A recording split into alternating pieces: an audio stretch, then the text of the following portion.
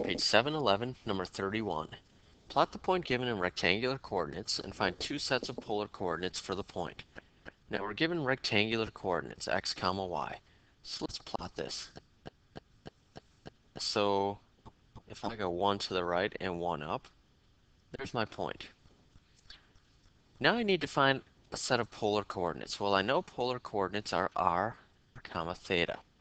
R is the distance from the origin, theta is the angle of rotation. So if I look at where this point is, r is this distance right here, theta is this angle right here. Well, I'm going to complete this right triangle here, and I know that this point was 1 right and 1 up. Using the Pythagorean theorem, I can find r. 1 squared plus 1 squared is 2, so r is equal to the square root of 2. Theta, now if I want to use tangent, I can and say the tangent of theta equals 1 over 1. But I should recognize the special right triangle and realize that theta is 45 degrees, which is the same as pi over 4 radians.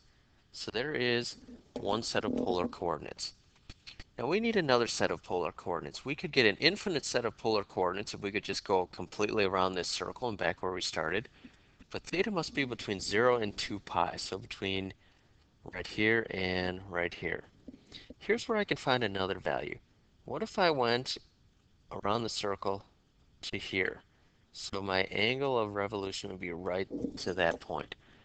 And then instead of going out the square root of 2 units, I went back the square root of 2 units until I was at this point again.